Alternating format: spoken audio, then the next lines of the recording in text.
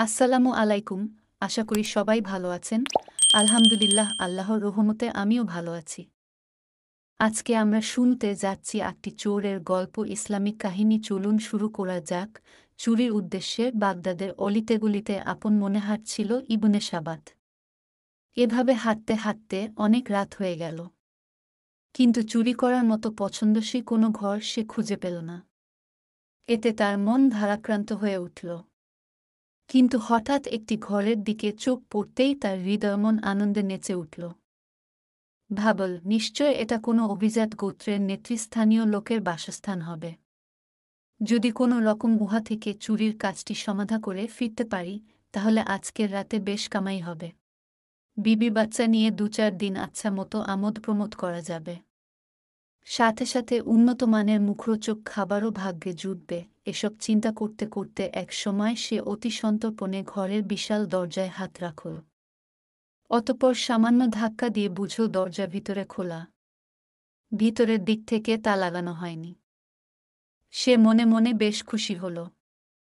দরজা খোলা পেয়ে অত্যন্ত চুপিসারে ঘরে ঢুকে সে দেখল একটি কক্ষে খেজুর পাতার একটি চাটাই বিছানো। তার এক পার্শ্বে চামড়ার একটি বালিশ। কোনায় রয়েছে দামি দামি কাপড়ের একটি বিশাল স্তূপ। সে বুঝল বাড়িটি নিশ্চয়ই কোনো বড় ব্যবসায়ীর হবে। মূল্যবান কাপড় চোপড় দেখে প্রথমে সে খুশিতে আটখানা হলেও পরক্ষণেই একথা ভেবে চিন্তিত হল যে এগুলো সে নিবে কিভাবে, এগুলো বাঁধার জন্য রশি পাবে কোথায়। হঠাৎ তার মনে হল, আরে, আমার গায়ের চাদর দিয়ে পেঁচিয়ে তো নিতে পারি। একথা মনে আসতেই সে গায়ের চাদরখানা খুলে চাটাইয়ের উপর বিছাল। এরপর কাপড়ের থানগুলো একটি একটি করে তার উপর রেখে গাঁটটি বাঁধতে চেষ্টা করল, কিন্তু সফল হল না। কারণ এক হাত দিয়ে কি গাঁটটি বাঁধা যায়। অবশেষে উপায়ান্তর না দেখে দাঁত দিয়ে কামড়ে ধরে আবারও বাঁধতে চেষ্টা করল, কিন্তু এবারও সে ব্যর্থ হল। এভাবে কয়েকবার চেষ্টা করার পর ভয়, উৎকণ্ঠা ও ক্লান্তিতে সে হাঁপাতে শুরু করল। মনে মনে আফসোস করে বলল, হায়, এত মূল্যবান জিনিস পেয়েও শুধু বাঁধতে না পারার কারণে বুঝি নিতে পারব না। আহা, যদি আমার আরেকটি হাত থাকত। হঠাৎ কারো পায়ের আওয়াজে সে উৎকণ্ঠ হল। সোজা হয়ে দাঁড়িয়ে দৌড় দেওয়ার মনস্থ করল, কিন্তু ততক্ষণে একজন লোক বাতি হাতে তার সামনে এসে দাঁড়াল। এতে সে ঘাবড়ে গেলে লোকটি অভয় দিয়ে মুচকি হেসে বলল, আরে বন্ধু, এ কাজ তো একা করা যায় না। আমাকে সাথে নিলে অনেক সুবিধা হবে। একথা বলে সে বাতিটিও নিভিয়ে দিল। তারপর চোরকে লক্ষ্য করে বলল, ভাই, তুমি দেখছি বেশ ক্লান্ত হয়ে পড়েছ। একটু বিশ্রাম নাও তুমি। আমি খুঁজে দেখি কোনো খাবার পাওয়া যায় কি না। এতে তোমার ক্লান্তি দূর হবে। এরপর আমরা দুজনে মিলে এ কাজ সমাধা করব। আর শোনো, এ বাড়িতে আমার জানামতে আর কেউ নেই, সুতরাং তোমার ভয় পাওয়ারও কোনো কারণ নেই। এতটুকু বলে লোকটি চলে গেল। এবার ইবনে সাবাত ভাবতে লাগল, লোকটি আবার এ বাড়ির মালিক নয়তো। সে আমার সাথে কোনো চালাকি করছে না তো? এমনও তো হতে পারে যে সে আমাকে বসিয়ে লোক ডাকতে গেছে, কিংবা আমাকে মারার জন্য হাতিয়ার তালাশ করতে গেছে। সুতরাং আমার এখান থেকে এক্ষুনি কেটে পড়া উচিত। এতটুকু চিন্তা করে সে এক কদম এগুতেই লোকটি এক পেয়ালা দুধ হাতে সেখানে এসে উপস্থিত হল। সে পেয়ালাটি চোরের হাতে দিয়ে বলল, নাও ভাই, এই দুধটুকু পান করে নাও। এতে তোমার ক্লান্তি দূর হয়ে যাবে। লোকটির কথা শুনে চোরের মনে স্বস্তি ফিরে এল। সে তার হাত থেকে পেয়ালাটি নিয়ে এক চুমুকে সবটুকু দুধ সাবাট করে ফেলল। তারপর ভাবতে লাগল, হয়তো সেও আমার মতো একজন চোর। আমি আগে মালপত্র গুছিয়ে ফেলেছি বিধায় সে এতে ভাগ বসানোর জন্যই আমাকে এতটা আদর আপ্যায়ন করছে। একথা মনে আসতেই সে লোকটিকে লক্ষ্য করে বলল, মনে হয় তুমি আমি একই পথের যাত্রী, একই বিদ্যায় উভয়ে পারদর্শী। তবে শুনে রেখ, আজকে তোমার কোনো আশাই পূর্ণ করা আমার পক্ষে সম্ভব হবে না। সুতরাং তুমি যদি মালে ভাগ বসানোর আশায় বসে থাক, তবে সে আশা আশায় থেকে যাবে, পূরণ হবে না কখনো। অবশ্য ভবিষ্যতে যদি তুমি আমার সাথে কাজ কর, তবে যা মাল পাব তা 50-50 করে ভাগ করে নেব। আজকে কিন্তু ভাগ নেয়ার অপেক্ষায় থেকো না, কারণ আজকে এখানে আমি আগে এসেছি। এবং কাজও প্রায় সেরে ফেলেছি। লোকটি তার একথা শুনে বলল, ঠিক আছে, আগামীতেই আমি আপনার সাথে কাজ করব।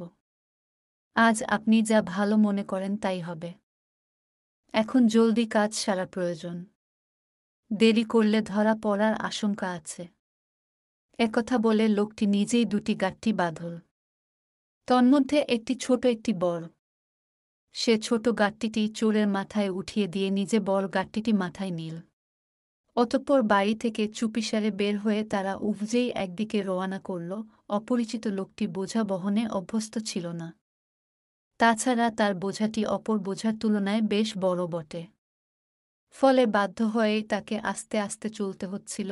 লোকটির এই মন্থর গতিতে চলা ইবনে সাবাতের মোটেও সহ্য হচ্ছিল না। সে কয়েকবার তাকে তাড়াতাড়ি হাঁটার জন্য ধমক দিল। ধমক খেয়ে লোকটি একটু দ্রুত হাঁটার চেষ্টা করল। কিন্তু সামান্য পথ অগ্রসর হওয়ার পরই তার গতি পূর্বের ন্যায় স্লো হয়ে গেল। এতে ইবনে সাবাত রাগত স্বরে বকতে বকতে তাকে জোরে একটি ধাক্কা মেরে বলল, লোভী কোথাকার! চুরি করতে এসেছিস অথচ বোঝা বহন করতে পারিস না, নিতে না পারলে এত বড় গাঁটটি বাঁধলে কেন? লোকটি এতই ক্লান্ত হয়ে গিয়েছিল যে সে কোনো জবাব দিতেও সক্ষম ছিল না। তারপরেও সে চুপচাপ আরেকটু জোরে হাঁটার আপ্রাণ চেষ্টা করল। কিছুদূর অগ্রসর হওয়ার পর পথে একটি পুল পড়ল। পুলের উভয় পার্শ্ব ছিল অনেকটা ঢালু। ক্লান্ত শ্রান্ত লোকটি পুলে ওঠার সময় দুর্বলতার কারণে বিশাল বোঝা নিয়ে দেহের ভারসাম্য রক্ষা করতে পারল না। ফলে বোঝাটি মাথা থেকে নিচে পড়ে গেল। বোঝাকে রক্ষা করতে গিয়ে সে নিজেই বোঝার উপর আছড়ে পড়ল। এতে ইবনে সাবাত ক্রোধে লাল হয়ে তার গায়ে একটি প্রচণ্ড লাথি বসিয়ে দিল। বলল, বর্বর কোথাকার! পারবে না তো এত বড় বোঝা বানিয়েছ কেন? লোকটি জবাবে বিনয়ের সাথে বলল, ভাই, আমি খুব ক্লান্ত হয়ে গেছি, এজন্য নিজেকে নিয়ন্ত্রণ করতে পারিনি। একথা বলে অসহায়ের মতো হাঁপাতে হাঁপাতে অনেক কষ্ট করে পুনরায় বোঝাটি মাথায় উঠিয়ে আবার চলতে শুরু করল। অসম্ভব ক্লান্ত হয়ে পড়ায় লোকটির দেহ কাঁপছিল। সোজা হয়ে হাঁটতে পারছিল না সে।